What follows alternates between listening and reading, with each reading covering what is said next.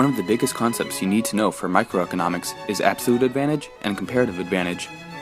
Absolute advantage, where you absolutely have the advantage, is when you can make more stuff than the other guy. Comparative advantage is when, comparatively, you have the advantage in making one of the two stuffs. That means the opportunity cost for producing one of the things is less than the opportunity cost of your rival. Note, you can have the absolute advantage in one, two, or none of the products, but you can only have the comparative advantage in only one of the products, making your opponent have the comparative advantage in the other product.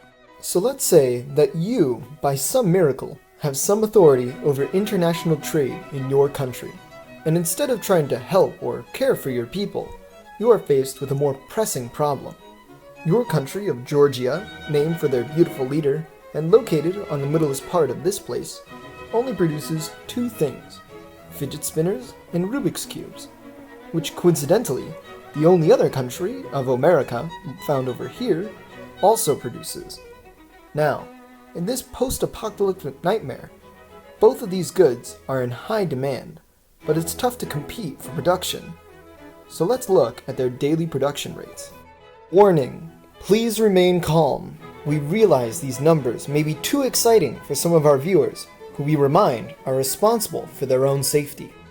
Here we can see that Jorgia makes 5 fidget spinners and 10 Rubik's Cubes per day, while Omerica produces 12 fidget spinners and 4 Rubik's Cubes per day. Please take note that these values are a billionth their actual values and have been simplified for learning purposes and for the numerically challenged. For Jorgia, those 5 fidget spinners are worth 10 Rubik's Cubes of time, which simplifies to a 1:2 ratio. Similarly, for Omerica, their 12 fidget spinners are worth 4 Rubik's Cubes of time, which when simplified becomes a 3:1 ratio. If both countries focused on the product they had a comparative advantage at making, instead of a mixture of both, they could produce much more as a whole.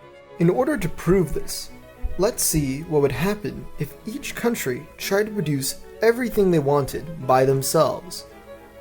Here we would see that they would split their possibilities by investing time into both equally instead of into just one area. With this, the total amount of fidget spinners equals 8.5 and Rubik's Cubes equals 7 within the system. However, if both groups focus on one product, the overall system has more supply than before, with 3.5 more fidget spinners and 3 more Rubik's Cubes total. Each country could then give their surplus and exchange it at an agreed rate between 1:2 or 3:1, as we mentioned earlier. In this case, 1:1 will work perfectly. Compared to our previous independent values, it is quite clear that specializing in this way helps both countries increase their much-needed supply of Rubik's Cubes and fidget spinners.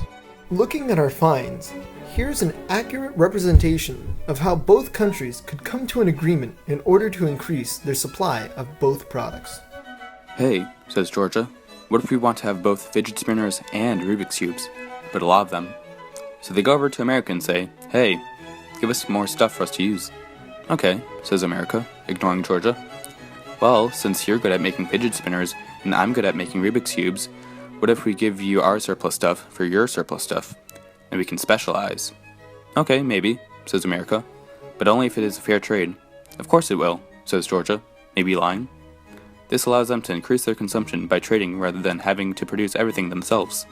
In conclusion, trade is kind of important, but it's really just about maintaining efficiency. Hope this helped you learn something.